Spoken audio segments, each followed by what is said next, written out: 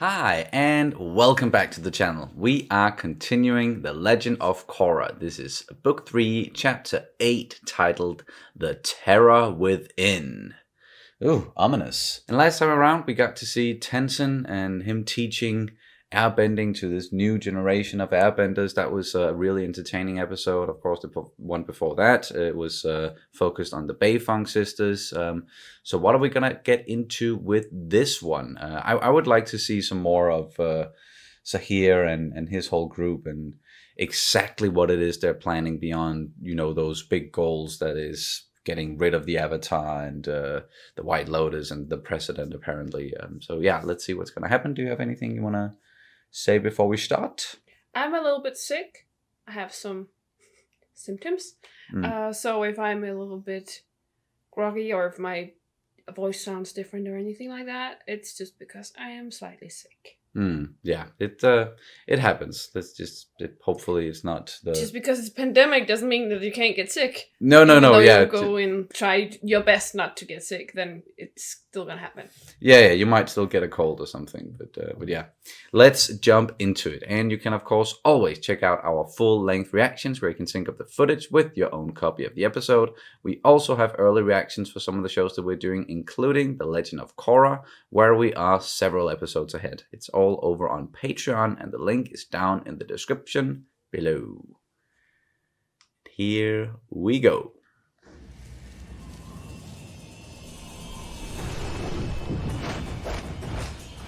Korra is still practicing metal bending. Nice. I can't believe I'm sparring with the Avatar. I can't believe I'm stuck with her friend. Aww. Okay, maybe if I... Trial by fire. It's the best way to learn metal bending.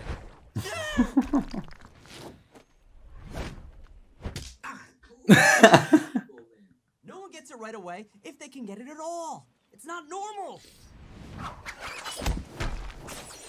Unless you're the Avatar. Yep. No one appreciates my raw veggie wraps like you do. Every time I eat raw kale, I'm gonna think of you. You're so sweet. You guys are heading up after finding more airbenders, right? Yeah, but that's in the future. Oh, I hate the future. Until then, we'll always have kale. I'm getting so hungry now. For kale? Wait, that can find airbenders? How? I think it's broken. It's not broken. She needs to airbend into it. How else do you expect the thing to work? Then Oh. why? How and yeah. I hate sitting down here. Alright, yeah. Leaving for the Northern Air Temple. Lock it down for the night. We'll head out first thing in the morning. I have a feeling something's gonna happen quite soon. Yep. Imminent attack. I think they're already there. Yep. Right there. Kale.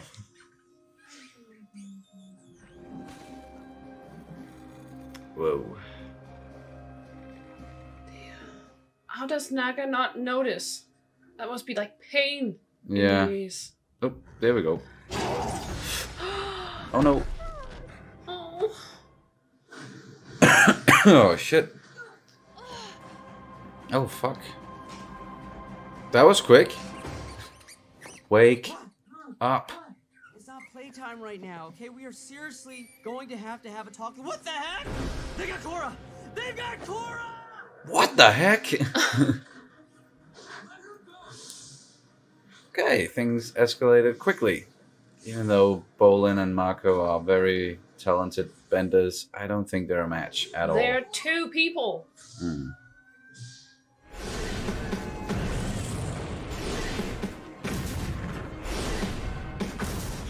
Whoa.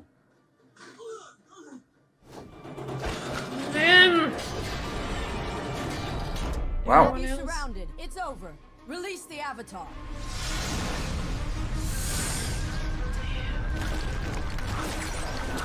That guy's lava bending. That's awesome. Yeah. Me, not good for us. Yeah. Exactly. I'm going to create some cover. We're getting out of here. Oh! Yoink! Big yoink.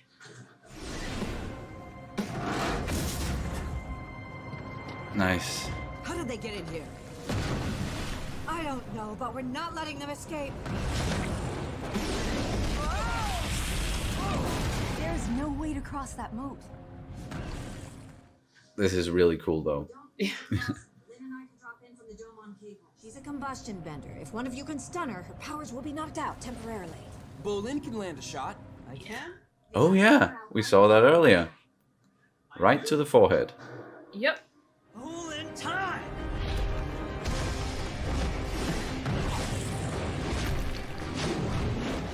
Aim for the head. No go. Copy that. Where to go? I No, no. said no! Wait! Oh no, oh no, oh no. Come on, Bolin. Bolin, take the shot! No. Yes! Oh. It even knocked them out.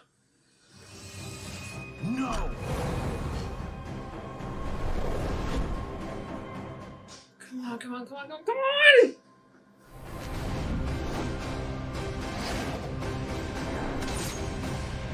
Oh shit. Thanks. Quick thinking. Yeah.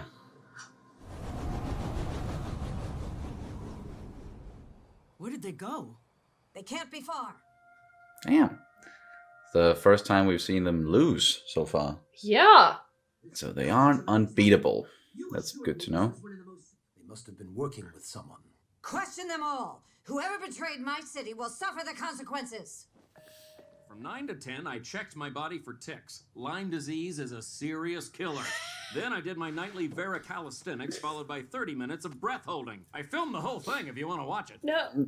That won't be necessary. No, thank you. Yeah, for once, I'm not suspecting Varric. How did they get in and out? Where are they now? I don't know. I'm telling you, I didn't help them. You're a traitor to the entire clan. I suggest we search his place. You know. Maybe it's the truth seeker guy. Or the truth guy. Oh. And he's just framing someone else. Let's go confront him with this evidence right now. No, let's give him a little time to sweat it out. He will talk eventually. You might be right. I don't understand why we're not talking to that guard right now. It's pretty overwhelming. Maybe a little too overwhelming? Hey, Varric, what are you doing here? That lava bender did a lot of damage, but he makes a nice exfoliating rock. Yeah. What were you saying about the evidence? I would tell everyone he's guilty, and then plant the evidence in his apartment as proof. Oh, you mean exactly like what you did to me? Yeah. Yes! Just like that! Remember how great that worked? Well, not for you. You're right. The only person who can truly keep a secret in this city. Iway. Iway. Okay, that's his name, yeah. You forgot where it goes, didn't you? Look at these scuff marks. I think this bookshelf slides open. Oh, the good old slide this bookshelf to the side, and it's a secret room. passage. Yeah. Secret tunnel. Could be a storage cellar. Or it could be how Zaheer got in and out. Oh. Oh, you're just gonna confront What him? are you doing in my house? What do you think, friend? And we thought we heard you say, "Come in! I'm in the bathroom!" I don't even know why I'm saying that. You know I'm lying. Yeah. If you want to talk, let's talk over some tea. Don't drink that Don't tea. drink that tea. Who do you think it was? He knows they're suspecting We him. don't know. You don't think I had something to do with this, do you? You have no idea what is coming for you, Avatar. Oh. Come on, he's getting away! I'm still a little new at this, so back off! Just let her do her thing. Are you sure this is a good idea? Oh!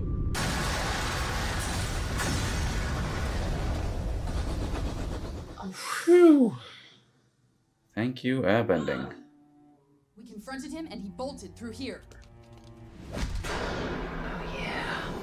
Do the thing. He must have collapsed the tunnel behind him. I trusted him. Get all available guards to search the mountainside and find out where this tunnel exits immediately. Yeah, that sucks. We're going to hold off our search for airbenders and hunt down Aiwei. Naga Oh. can track his scent. No. I'm taking you back to Republic City where I can protect you. If I wasn't safe here, then I'm not safe anywhere. Korra, listen to Lin. But I promise you, Aiwei and everyone he's working with will be brought to justice. fine. If you really think it's best. I do. Thank you, Sue. She's feeling very guilty. Yeah. She must be. When your most trusted advisor betrays you, that's... Sue, You really think Naga could track Aiwei? definitely. Then here. Oh. There's a jeep packed with supplies by the easel. Oh, okay, never mind. Gassed up and ready to go. I'll deal with Lin in the morning. Let's get this guy. Sneaky? Thanks.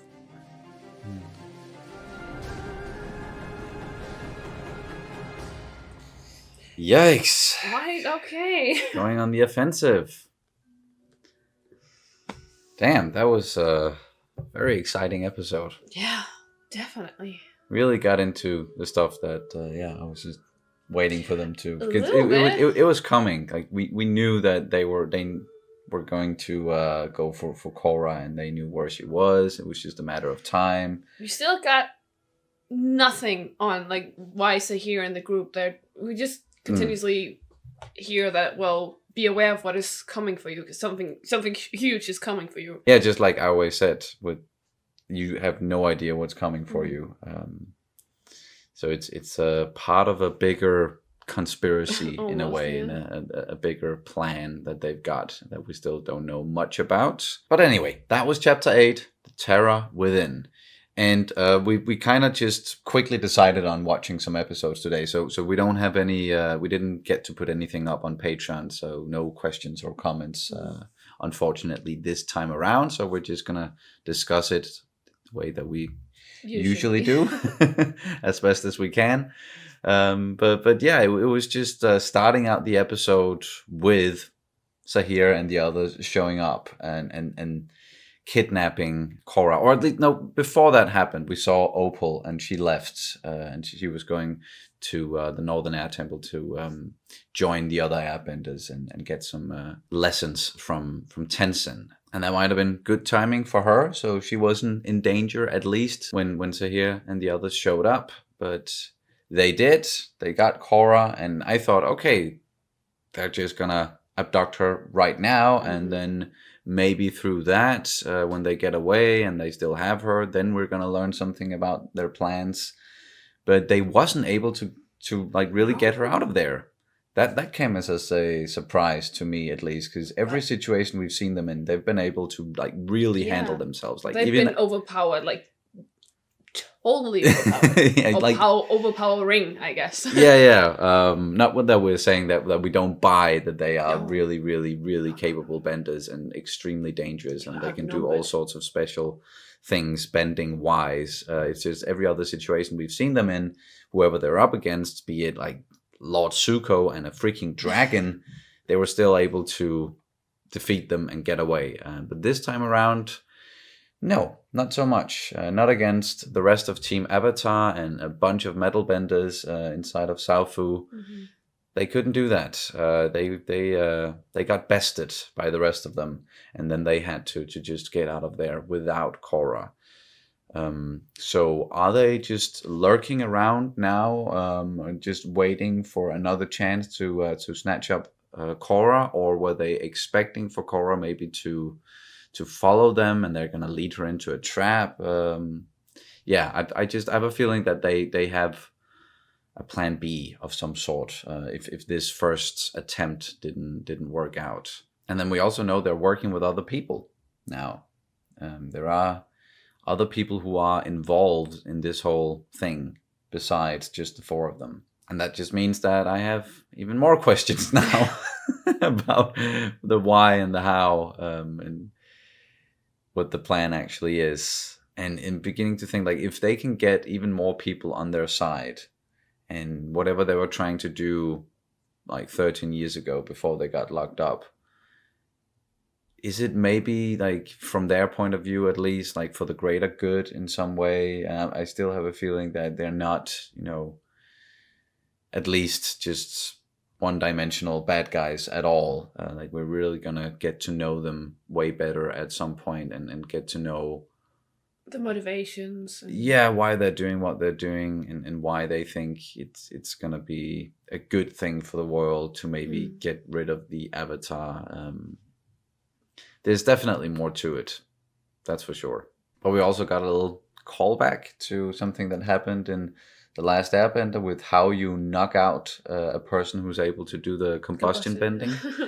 Just go for that third eye. Just throw something in there, a rock or a boomerang, whatever it is. That's really gonna mess with them, which is what happened here as well. So that's at least a weakness that we knew of, and then we also got to confirm now that that's still the case. So well done, Bolin. Even though he's not able to metal bend just yet, he's still a very good earthbender. And I think it definitely comes from that being a pro bender as well, because he was practicing hitting people and with precision. Exactly, using his earthbending for like precision. Because he actually can make projectiles. Yes. And well, we saw that as well. That he might not be a metal bender yet, but he's definitely he's very good at precision. So they did surprisingly well, I think, against Zaheer and the others, both Marco and Bolin, and then of course we got Lin and all the metal benders helping out. It was a really, really cool battle. It was so well made, cool. And with the lava bending that just all of a sudden, cool visuals, very cool moves. And every time they do show up and they get involved in some sort of battle, it's always quite interesting to behold. And I also like that people think on their feet. So, for example, there are two people going up there with the metal lines, and then one of them had. So I think it was Lin had Korra, and then Zaheer, when he came after them with the glider. Then the other person, Sue, she was throwing some metal shots, and actually took him out, but took the glider out, and thereby made Zaheer he kind of fell to the ground. But I just like the way that they're thinking on their feet all the time, and it's not like sometimes you can't always predict what's gonna happen in these battles. Sometimes it can be very predictable, and then they have like sometimes it gets like, then they in other series they have something like, then they suddenly make up a new move, and then they just pull it out of nowhere, and it's just like, but this is just like, how do you actually adapt your abilities on the spot? Like, how do you use your abilities in a way that can just turn help the you. tides? And I don't know, I just think it's pretty cool, and I think this battle was a huge a whole lot of that. Like, using your abilities in a nice and in a new way, but abilities that we knew they had already, but just adapting to the situation very, very well. And as you're saying, thinking on their feet, saw a lot of that, and that was the really cool part and very innovative part of this battle. And I can't wait to see more of that, at least. And following that whole incident, and thankfully they weren't able to abduct Korra, they then had to find out, okay, so what the hell happened? How did they get in here? Started questioning people, and you then called it pretty quick that, okay, might not be one of the guards or any of the people that they're actually talking to, but might be the person that's talking to, or like trying to figure out who did it. Because he's like, if someone is able to hide in plain sight and also be able to frame someone else easily, it's The truth seer. Yeah, it would be that guy who can tell if people are lying, and therefore is also really good at hiding stuff. And it's just nice to see Marco then apply some of his detective skills once again, because we know that he's a really good detective, and we saw how he kind of figured out everything Barrick was doing in the last season, and no one was believing him, and so on. So this time around, rightly so,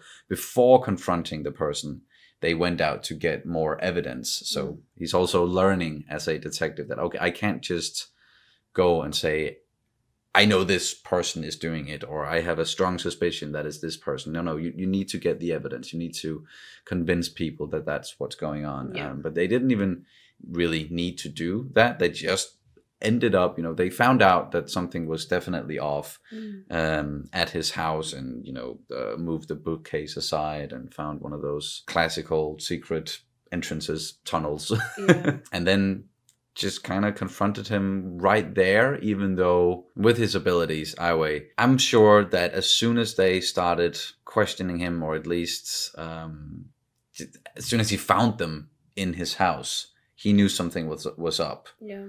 I don't. Did any of them drink the tea that he served them? I don't know. Because I have a feeling that he might have put something in the tea. But if he can tell that people is lying easily, and he can listen to the heartbeats, then he would also know that, okay, something is up here. That they're not here just because they think that something was off with that one guard or anything. They're here because they don't trust me. I'm sure, he figured it out rather quick. And he had an escape plan just ready right there. So now we just need to know, why did he help them out? What is the overall plan? Back to that again. And how's it? How are things gonna go for Korra and the rest of Team Avatar now that they are on the offensive?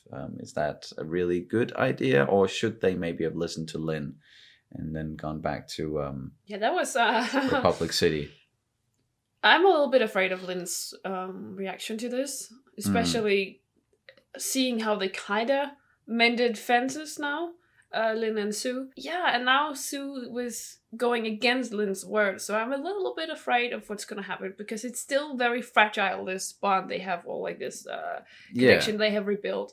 So what's it gonna mean for their relationship? Or, Yeah, and you can also see where Sue is coming from, because when your most trusted advisor suddenly betrays you, you kind of get like, it's really personal now, and she wants him to get captured or caught and brought back, and the best person to do stuff like that, and one of the most capable people out there, is the Avatar. So sending the Avatar after that guy, it sort of makes sense, but she might also not really be thinking of, okay, is this going to be a trap, or like, because it's so personal to her now, she might be blind to other things, and not really, just her number one priority might not be the safety of Korra and the others. Just like that's the case with Lin. That's her number one priority. But as Korra then said, I think it was Korra, he will be on the prowl for me. So I am not safe anywhere.